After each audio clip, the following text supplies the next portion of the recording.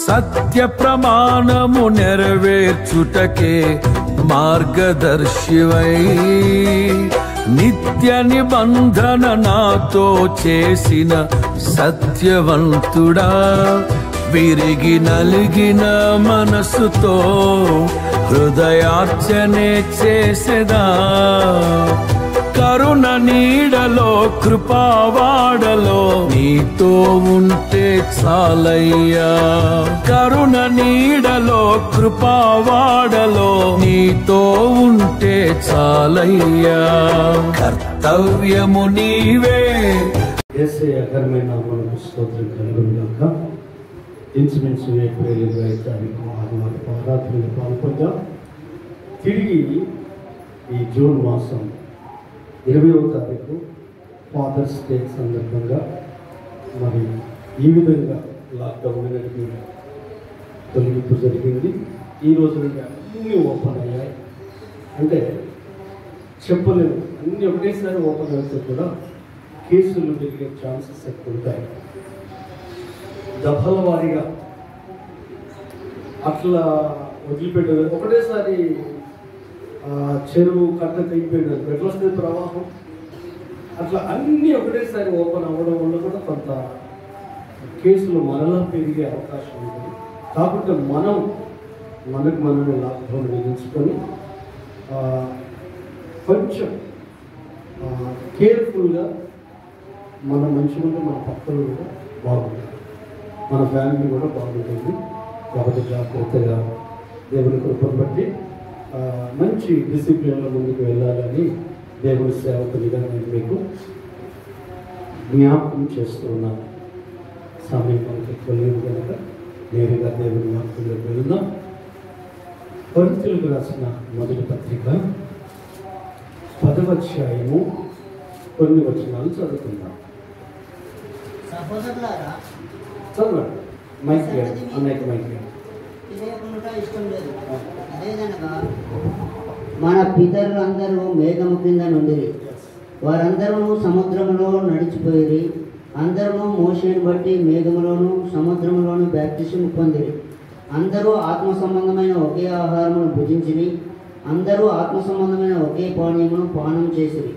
ఏలైనగా తమను వెంబడించిన ఆత్మ సంబంధమైన బండలోనిది త్రాగిరి, ఆ బండ క్రీస్తే. అయితే వారిలో ఎక్కువ మంది హల్లెలూయా హల్లెలూయా. నిజంగా మిమ్మల్ని అందరినీ చూసే అవకాశం దేవుడు నాకు ఇచ్చారు. మీతో కలిసి ఆరాధించే భాగ్యం ఇచ్చారు. ప్రభుత్వమైతే ప్రభు అక్కడ ఆలస్యమైతే వచ్చే ఆదివారం పరిశుద్ధ బల్ల కార్యక్రమం ఉంటుంది. ఆ తర్వాత ఫస్ట్ వీక్లో కూడా బల్ల కార్యక్రమం కంటే ముందు 3 days స్పెషల్ మీటింగ్స్ మనకు ఉంటాయి. ఎందుకంటే ఇప్పుడు 2 నెలల నుంచి మనకి ఏ ప్రార్థనలు జరగలేదు కాబట్టి ఖచ్చితంగా ఎక్కువ దేవుని సన్నిధిలో కలిసి సన్నిధిగా ఆరాధన చేద్దాం. ఆ వివరాలన్నీ రానున్న ఆదివారంలో మీకు తెలియజేస్తాను. దేవునికి స్తోత్రం. మన అంశం ఏంటంటే ఒకే ఆత్మ. దానిని గురించి మీలో చాలామంది వినొచ్చు, వినకపోవచ్చు. అయినా వాట్సాప్ ఉన్న వాళ్ళకు మాత్రం ఖచ్చితంగా ఫేస్బుక్ లింక్ మాత్రం నేను పంపించాను. ఒకవేళ మీ నెంబర్లు నా దగ్గర ఉన్న వాళ్ళకి మాత్రం లింక్స్ పంపించాను. కాబట్టి నెక్స్ట్ టైం అయినా తప్పకుండా ఆ వాక్యాలు వినండి. చాలా పవర్ఫుల్ దేవుని సందేశం పరిశుద్ధాత్మను గురించి గత వారంలో గుర్తు చేశారు. ఇజ్రాయెల్ ప్రజలు కానానికి వెళ్ళాలి, నా ప్రజలను పోనివ్వు అని ఫరోతో చెప్తే వినలేదు. లాస్ట్ ఏంటంటే పసుక బలి పశువును వధించి ఆ రక్తాన్ని గడప కమ్ములకు ద్వార బంధకాలకు వెండి మరణదూత మీ ఇంటికి రాడు అన్నప్పుడు ఈ ఇశ్రాయేలు ప్రజలు మోషే అహరోనుల ద్వారా దేవుని ఆలోచన ఏదైతే వచ్చిందో అది విని ఆగిపోకుండా చేయడానికి ఇంట్రెస్ట్ చూపారు. హల్లెలూయా. చేయడానికి ఇంట్రెస్ట్ చూపారు. ఇప్పుడు ఆకలి లేని వ్యక్తికి అన్నం పెడితే భోజనం చేస్తారా? దాహం లేని వ్యక్తికి నీళ్ళు ఇస్తే తాగుతారా? తాగు. ఇష్టం లేని వ్యక్తితో కలిసి కనీసం 10 అడుగులైనా నడవగలుగుతాను. అలాగే ఆత్మీయ విషయాలలో, దైవిక విషయాలలో దాహము ప్రతి పరిశుద్ధునికి ఉండాలి. ఆకలి ప్రతి విశ్వాసికి ఉండాలి.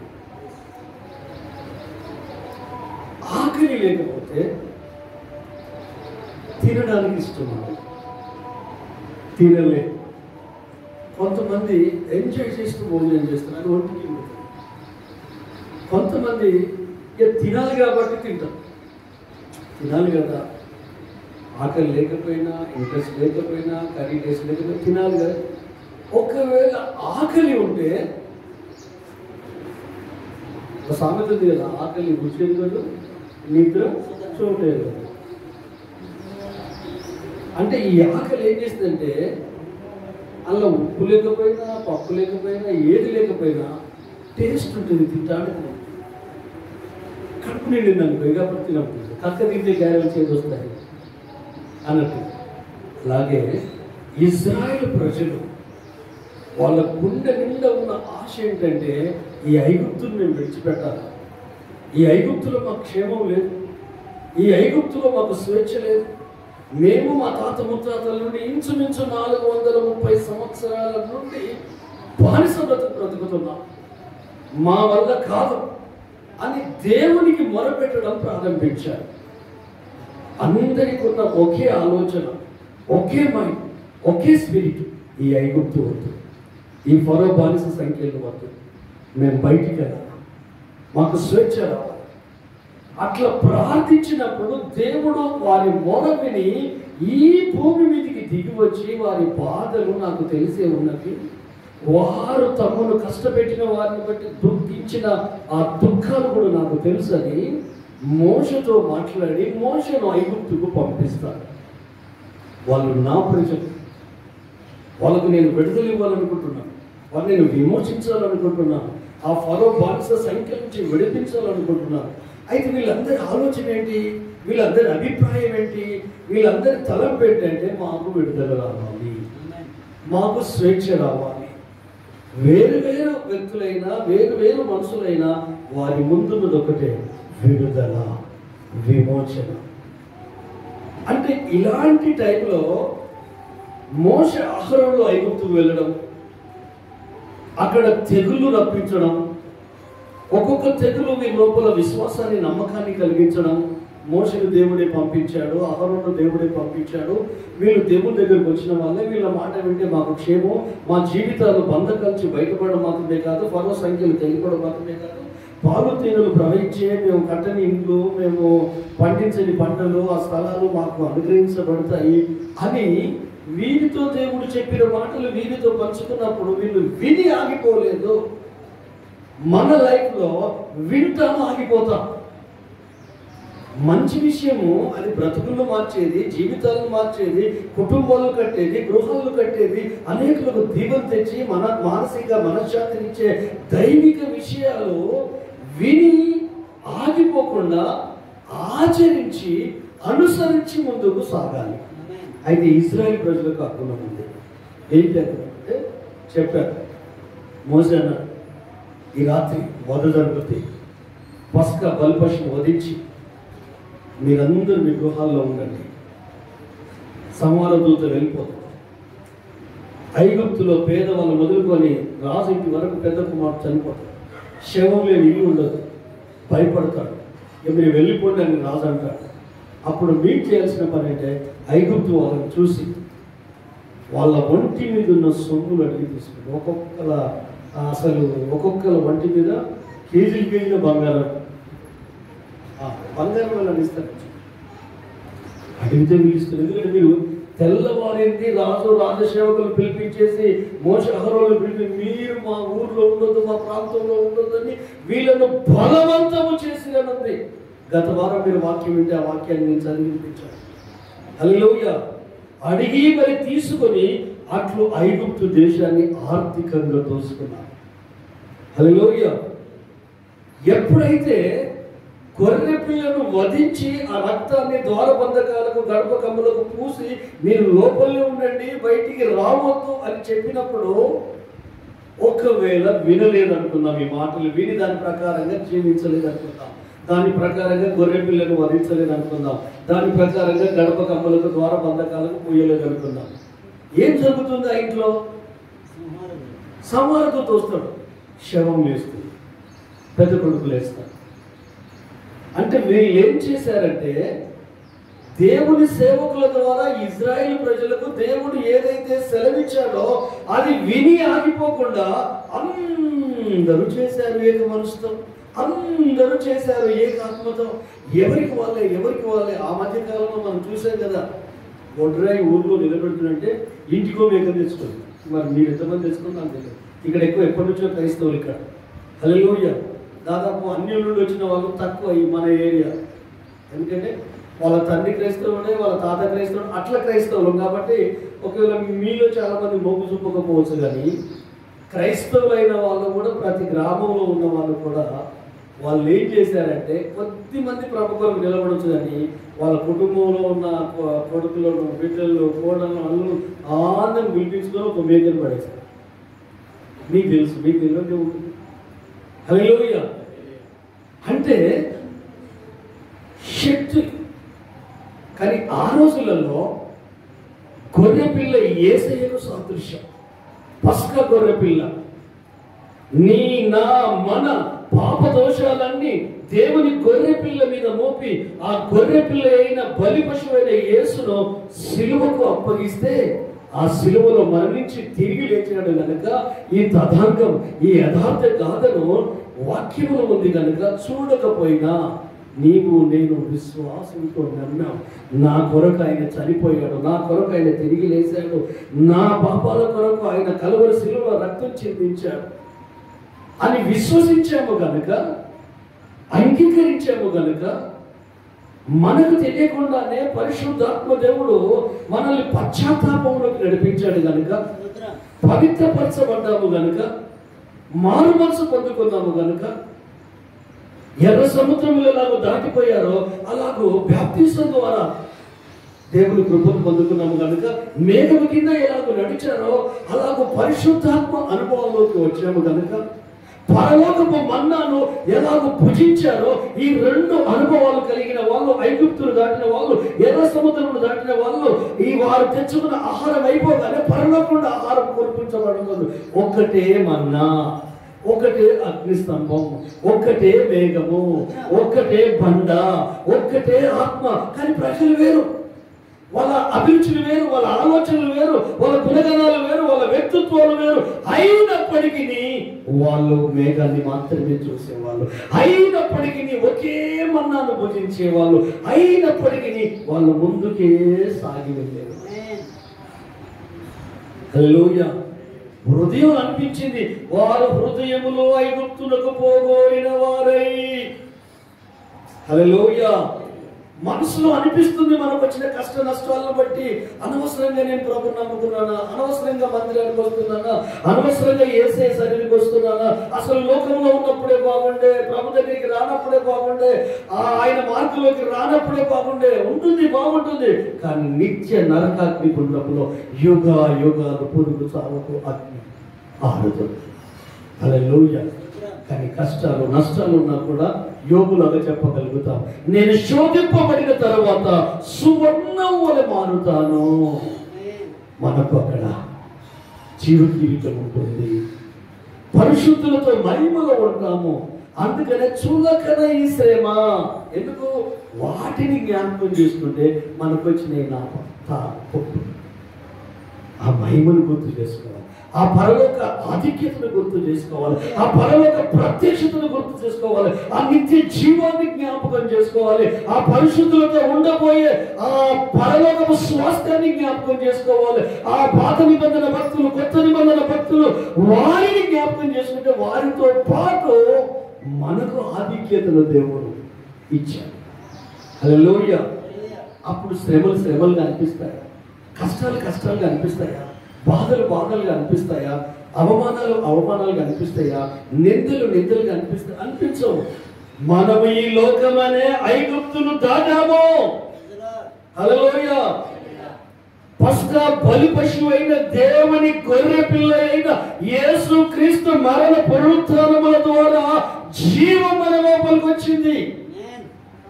మేఘము మనల్ని నడిపిస్తుంది, మేఘము మనల్ని ఆవరించింది, దేవుని ఆత్మ మనల్ని ఆవరించింది, దేవుని అభిషేకం మనల్ని కమ్ముకుంది.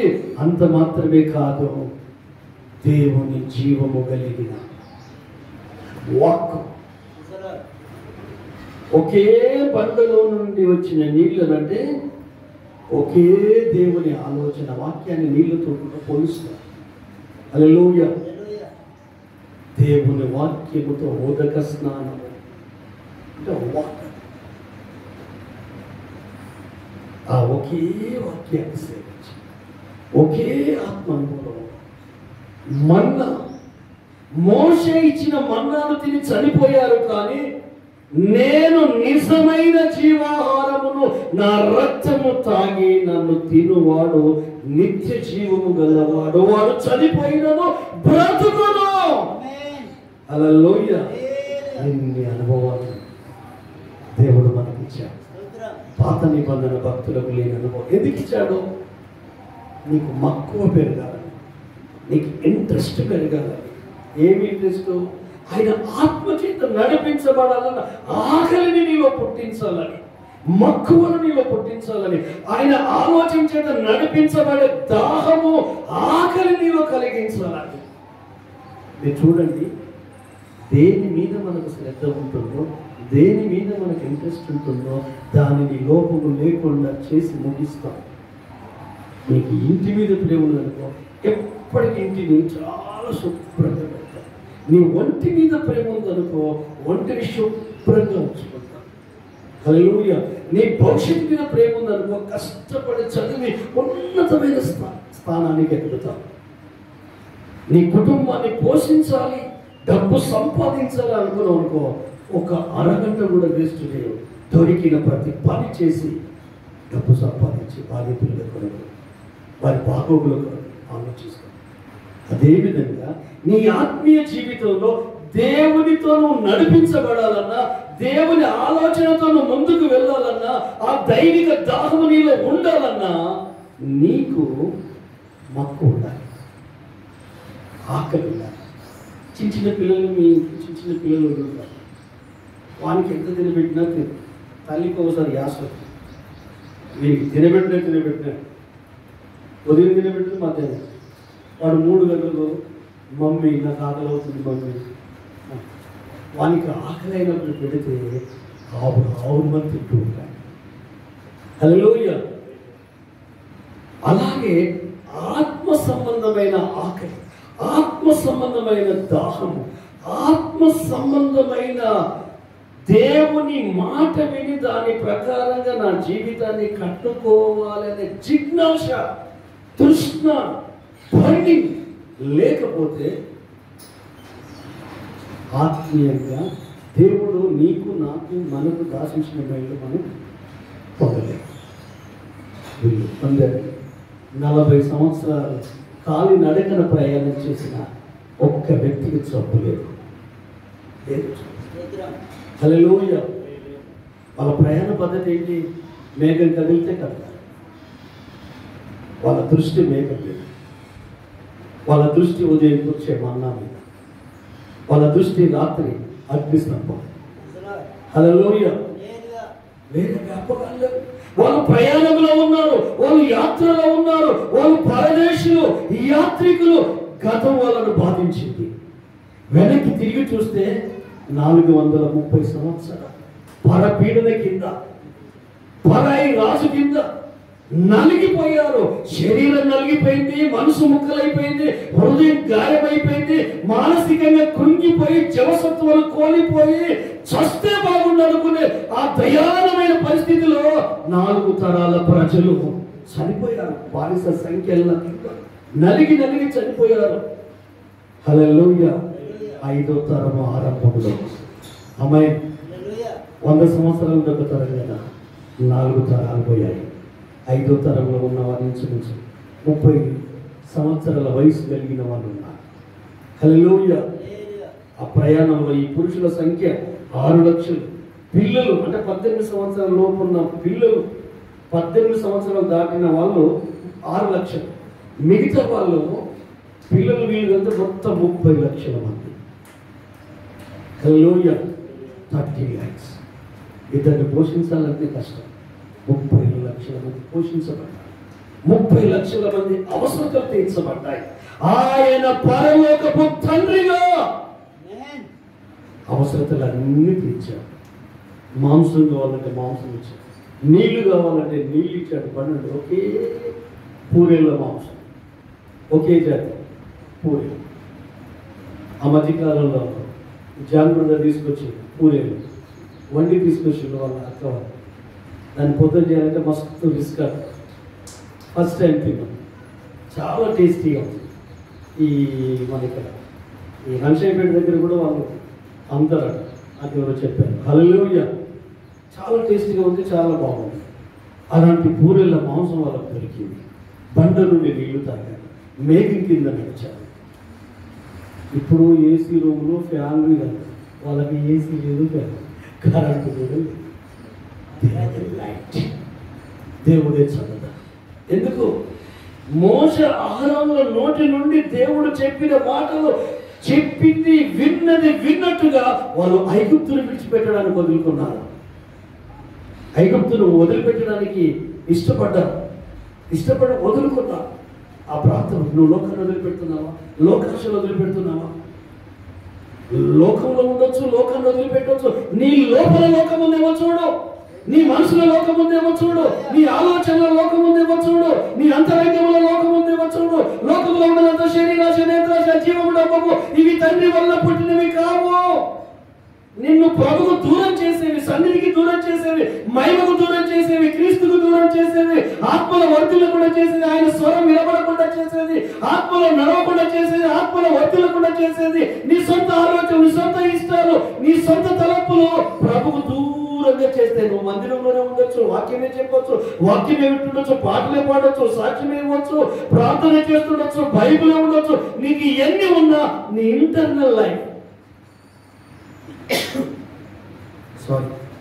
నీ ఇంటర్నల్ లైఫ్ దేవుడితో సంబంధం లేకుండా ఉంటే, ఆకలి లేకుండా ఉంటే, దాహం లేకుండా ఉంటే, యాంత్రికంగా మారితే, నామకార్థంగా మారితే, సహజ క్రైస్తవుడిగా మారితే మనకేం లేదు. వాళ్ళకి తెలుసు, వాళ్ళ బ్రతుకు వాళ్ళకి తెలుసు, వాళ్ళ లైఫ్ వాళ్ళకి తెలుసు, వాళ్ళ పీడన వాళ్ళకి తెలుసు. అది తలుసుకుంటూనే ఇదైపోయింది. అందుకనే మోషే చెప్పినట్టుగా బర్రెపిల్లను వధించి గడప కమ్ములకు ద్వారబంధాలు రక్తాన్ని రాస్తే ఆ ఇంట్లో చావు లేదు, ఆ ఇంట్లో మరణం లేదు. ఆ తర్వాత వాళ్ళు బయటకు వస్తే పొమ్మన్న తర్వాత మైండ్ మారింది, మళ్ళీ అక్క రావాలి కానీ అనుకున్నారు. దేవుడు వారికి అవకాశం ఇవ్వలేదు, వారికి చీకటి కలిగించి వీరికి వెలుగు కలిగించి ఎర్ర సముద్రం దగ్గర ఆగిపోయినారు. వాళ్ళు అనుకున్నారు, ఎక్కడ పోతారు బిడ్డ, నా చేతి నుండి మీరు తప్పించుకోలేదు. అది చెరువు కాదు, అది కుంట కాదు, అది కాలువ కాదు, సముద్రం. మీరు ఇక్కడ దాటారు చంటి పిల్లల తల్లులతో, గుడ్డు గోదుతో. 10th Commandment చూస్తే ఇళ్ళ కట్టినట్టు మనకు కనిపిస్తుంది వాళ్ళ ప్రయాణం. వీళ్ళు స్టార్ట్ చేస్తారు. ఈ స్టార్ట్ చేసిన వ్యక్తులు ఎండింగ్ అయ్యేలోపు వీళ్ళు స్టార్ట్ చేస్తారు. ఈ మొదటి వ్యక్తి ఇక్కడికి వచ్చి దీన్ని దాటుదామన్న లోపల వీళ్ళు ఎంటర్ అయిపోతారు, లోపలికి వచ్చేస్తారు. వెంటనే దేవుడు సముద్రాన్ని తప్పిస్తాడు, జలసమాధి అయిపోతాడు. వాళ్ళకు లైఫ్లో భయపడే అవకాశం ఉందేగా, చంపాలనేటోడే చనిపోయిన తర్వాత వాళ్ళ కలపడు ఎంత హ్యాపీ. అందుకని తంబూర సీత పట్టుకొని యెహోవాను గానాము చేసేదము ఏకముగా, మనకు రక్షకుడు ఆయనే, ఫారో నదులను సముద్రంలో పడవేశాడు అని సంతోషంగా ఆరాధిస్తారు. అటు ఐగుప్తులు మర్చిపోయారు, ఇటు వీళ్ళు మర్చిపోయారు. మార్గ మధ్యలో వెళుతూ ఉన్నప్పుడు ఎన్నెన్నో అనుభవాలు వచ్చాయి. అన్ని అనుభవాలలో ఒకటే మనకు అనిపిస్తుంది, చేతి నీళ్ళు వచ్చాయి. ఆ చెట్టు ఉంటుంది, ఆ చెట్టు కొమ్మ అందులో వేస్తారు. అదే చేదు నీళ్ళు మాత్రమే. 10 కొమ్మలు నరక, 10 చెట్లు,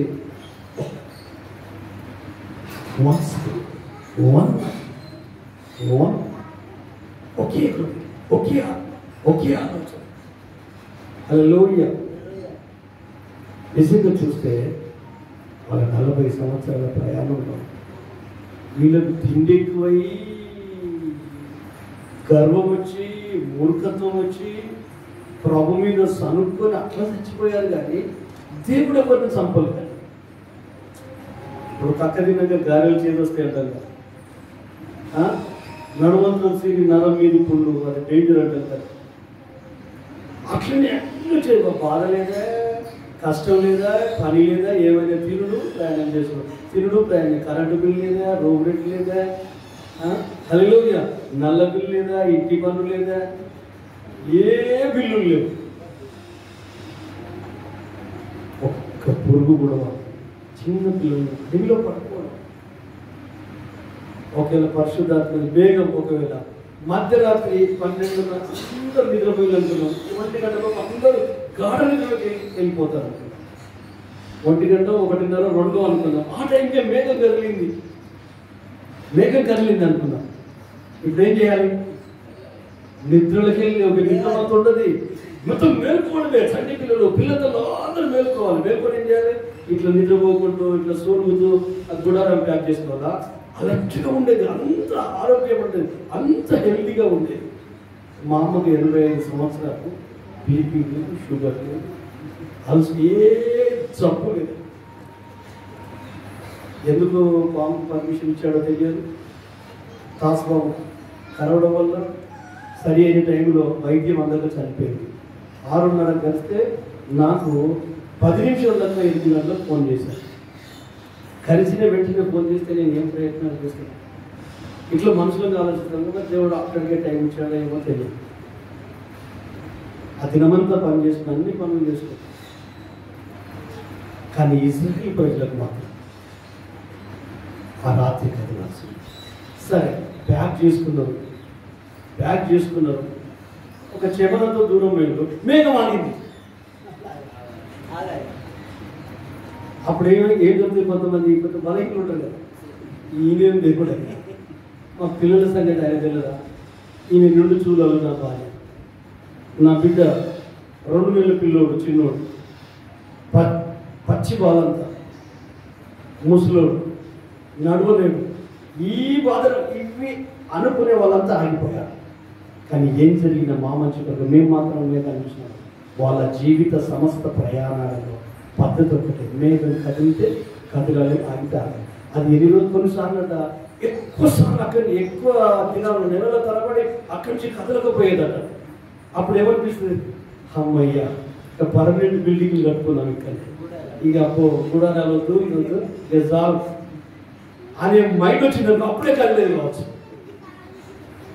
కానీ దేవుని ఉద్దేశం ఏంటంటే, నీవు, నేను, మనము అందరూ ఆయన ఆత్మ ఏం చెప్తుంది, ఆయన ఆలోచన ఏం చెప్తుంది, ఆయన చిత్తం నీ జీవితంలో ఏమైంది, నీ కుటుంబంలో ఏమైంది, అది విని దాని ప్రకారంగా ముందుకెళ్ళాలి. అందరూ దేవుని ఆత్మకు లోపడితే ప్రాబ్లం ఉందండి. చెప్పండి, 68 మంది మీదకి దేవుని ఆత్మ దిగొచ్చింది మోసకాలంలో. 70 మందిని అనుకున్నాడు, కానీ 100 మంది ఉన్నారు.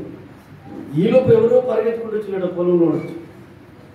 అయ్యా, ఇక్కడ మీ దగ్గర, మీ ప్లేస్లో, మీరున్న ఏరియాలో మీకు దగ్గరగా ఉన్న వాళ్ళ మీదకి అభిషేకం వచ్చింది, ఆత్మ వచ్చిందంటే మీరు, కానీ ఎవడో పొలంలో పని చేసుకుంటున్న వాళ్ళకు భక్తి భయం లేకుండా, విలువలు లేకుండా అక్కడ పొలంలో చేస్తుంటే వాళ్ళ మీదకి దిగొచ్చిందంటే మోషే ఏమంటాడు తెలుసా మీకు?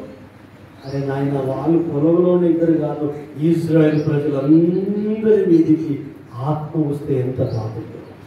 ఆమె మందిరంలో ఎన్ని 100 మంది ఉంటే, ఎన్ని 1000 మంది ఉంటే, అందరూ పరిశుద్ధాత్మకు లోపడితే ప్రాబ్లమ్స్ ఎక్కడి? దేవుని స్వరం విని దేవుని స్వరానికి అప్పగించుకుంటే, దేవుని మాటకు లోపడితే, బైబిల్ ప్రకారంగా జీవిస్తే, ప్రభు చెప్పినట్టు ఆయనే నాయకుడు, బోధకుడు, టీచర్, ఆదరణకర్త కదా పరిశుద్ధాత్మ దేవుడు. మరి ఆయన ఆలోచనకు లోపడితే ప్రాక్టీస్ చేయాలి. ఎక్సర్సైజ్ చేయాలి. హల్లెలూయా.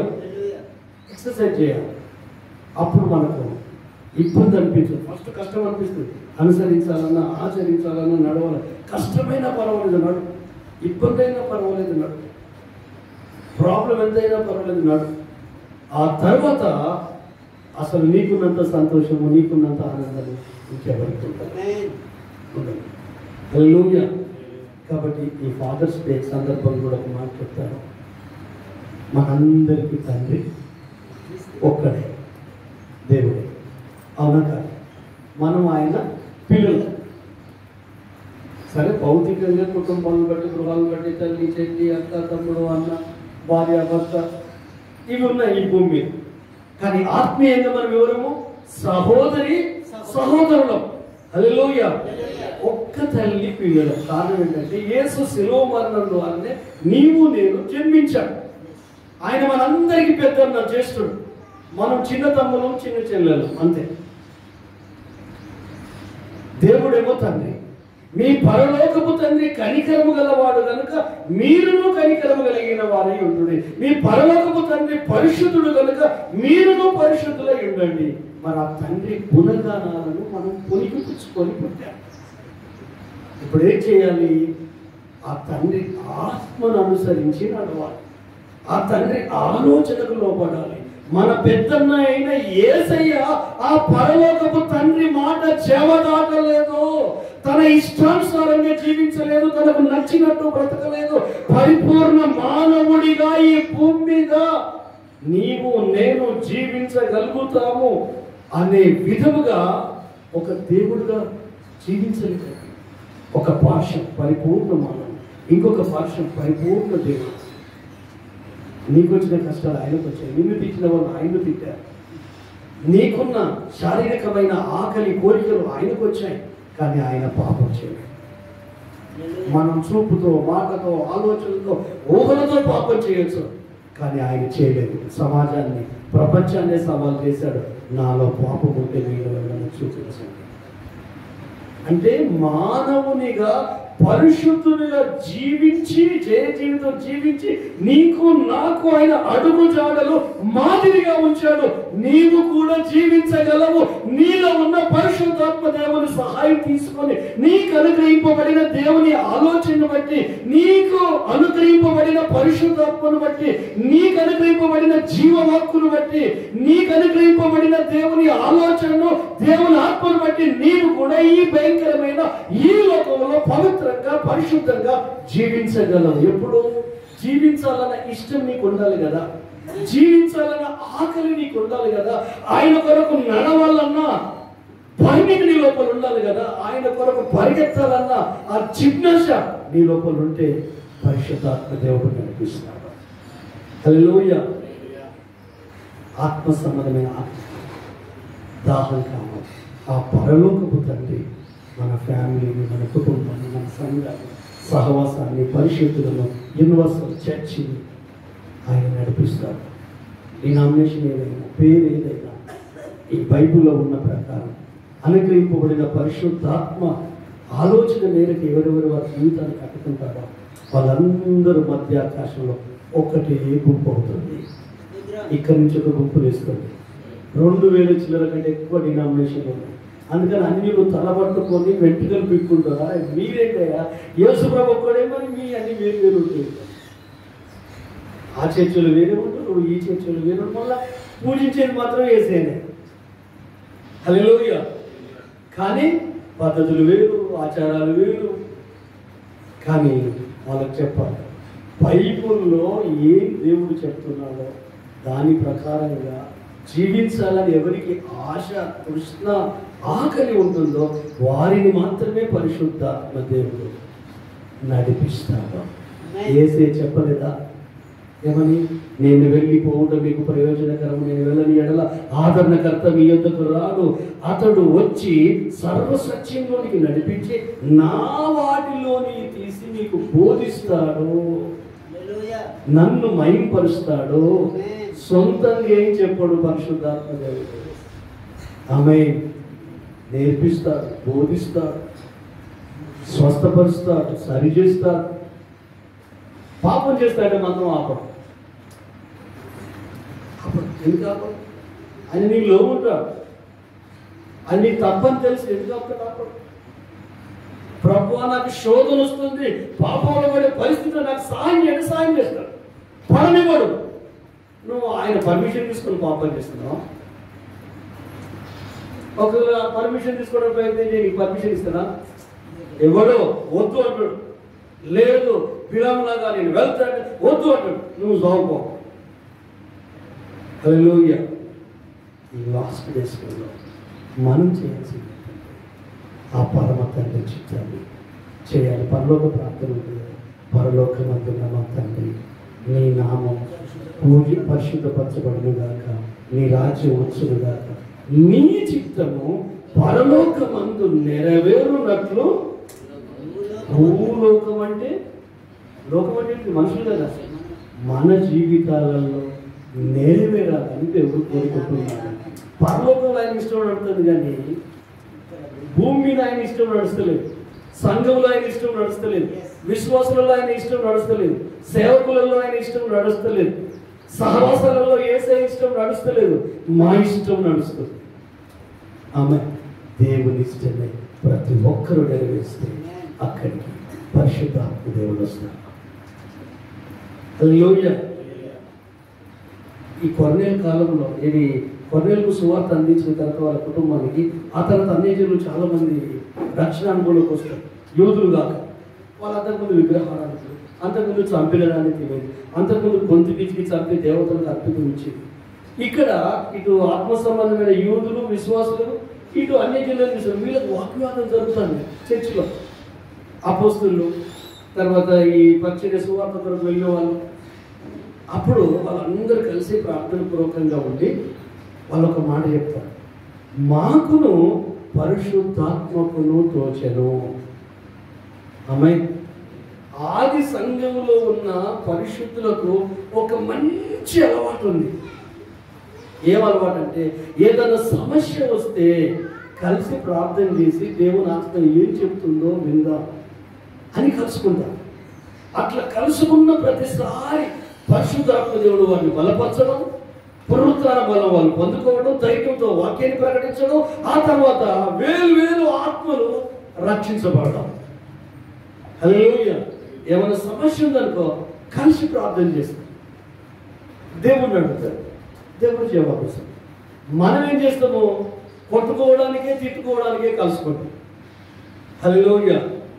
అట్లా కాకుండా పరిష్కారం కొరకు, దేవుని ఆత్మ కొరకు, దేవుని అభిషేకం. ప్రభా ఈ కష్టం ఇలా ఉంది, ఈ పరిస్థితి మమ్మల్ని ఏం చేయమంటాం? పోయిన ఆదివారం మనం విన్నాం ఆన్లైన్లో, వీళ్ళని ఇబ్బంది పెట్టారు, యేసయ్య గురించి బోధించొద్దన్నారు, ఎక్కడ మాట్లాడొద్దన్నారు, బెదిరించారు, విడుదల చేశారు. వాళ్ళు అన్నారు, మేము దేవుని మాట వింట మీ దృష్టికి దేవుని దృష్టికి న్యాయమా, మీ మాట వింట దేవుని దృష్టికి న్యాయం, మేము చెప్పకుండా ఉండలేమన్నారు. అయినా బెదిరించి పంపారు. గుంటూరు లేచి నడిచాడు కదా, 40 సంవత్సరాల వయసు ఉన్న వ్యక్తి. అందుకని వాళ్ళు ఏం చేయలేకపోయారు. కానీ వీళ్ళు విడుదలను అందేసి వచనాల దగ్గరికి వచ్చి వాళ్ళు బైబిల్లో ఉన్న ప్రవచనాలు ఎత్తుపెట్టి, ఆ కాలంలో ప్రవచనం ఉంది, అన్ని జీవులు ఎలా గల్లత్తు చేసింది, రాజులు ఏలికలు ఎలాగో ఆ యేసుకు వ్యతిరేకంగా చేసింది, తన సేవకుడైన యేసు చేయించాపి ఉంచగా అద్భుత ఆశ్చర్య కార్యాలు జరిగించడానికి దాసులైన వాళ్ళు ధైర్యంగా వాక్యం చెప్పడానికి నాదా అని బిగ్గరగా కేకలు వేసి ప్రార్థన చేస్తే వారు కూడున్న చోటు కంపించి ఆత్మచేత నింపబడి తిరిగి లేసి ధైర్యంతో వాక్యం ప్రకటిస్తే ఉజ్జీవం. ఆమె ఎప్పుడు జరుగుతుంది? వన్ మైండ్ ఉన్నప్పుడు, వన్ స్పిరిట్ ఉన్నప్పుడు, ఒకే మన ధ్యాస పరలోకమే, ఇంకొకటి లేదు. మనం ఆలోకానికి సంబంధించిన వాళ్ళం. ఈ లోకంలో మనం రక్షించాడు. ఈ లోకంలో ఉన్నదంతా లోక సంబంధమైంది. దాని మీదకి మన మనసు వెళ్లకుండా మనకిచ్చిన దైవత్వాన్ని కాపాడుకుంటూ కృపలో నిలుస్తూ కృప కొరకు జీవిస్తూ ముందుకు వెళ్ళాలి. హల్లెలూయా.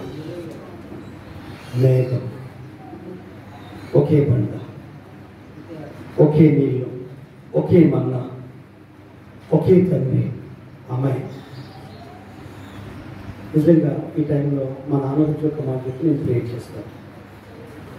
ఇవాళ ఫాదర్స్ డే కనుక ప్రతిరోజు జ్ఞాపకం చేసుకుంటున్నాను నాన్నగారిని, మా తండ్రి గారిని. కారణం ఏంటంటే 92లో నేను సేవకు వచ్చాను. 93, 94 ఎంటర్లో ఇంచుమించు ఒక 2 ఇయర్స్లో చాలా కష్టాలు అనుభవించాను. తినడానికి ఫుడ్ ఉండేది. బిగినింగ్లో ఉన్న వాళ్ళకి తెలుసు నేను ఎంత సన్నగా ఉండేది. మంచి ఆహారం దొరుకుతుంది. అయ్యే వాళ్ళు కూడా కొత్తగా వచ్చారు. ఫెయిత్ మినిస్ట్రీ ఎవరిని అడగదు, సహాయం చేయమని అడగదు. ఇప్పటికి ఇంతవరకు ఈసారి ఇంత కండిషన్ భయంకరమైన పరిస్థితుల్లో కూడా ఒక్కరిని నోరు తెచ్చి ₹1 ఇవ్వండి, రైస్ ఇవ్వండి, కారు కిరాయి ఈఎంఐ కట్టాలి, ఇప్పటికీ 3 నెలలు 60,000, రూమ్ రెంట్ 3 నెలలు 60, 10, 30, 90 లక్ష ఈ 3 నెలలు. కానీ నాకు ఈ అవసరం, ఏ అవసరం ఉందో దేవుడికి చెప్పాలి. హల్లెలూయా, దేవునికి చెప్పాలి. లైఫ్ బై సబ్బు ఇస్తే స్నానానికి ఇది గజ్జులో పెట్టిన సబ్బు నేను వాడుకోకపోయాను. నేను రెగ్జోన్ సబ్బు వాడాను. ఆ దాన్ని 2 ముక్కలు తీసి ఇచ్చి కారం పొడి, చింతపండు చారు, అసలు ఎప్పుడూ మాకు మంచి ఫుడ్ దొరకకపోయింది.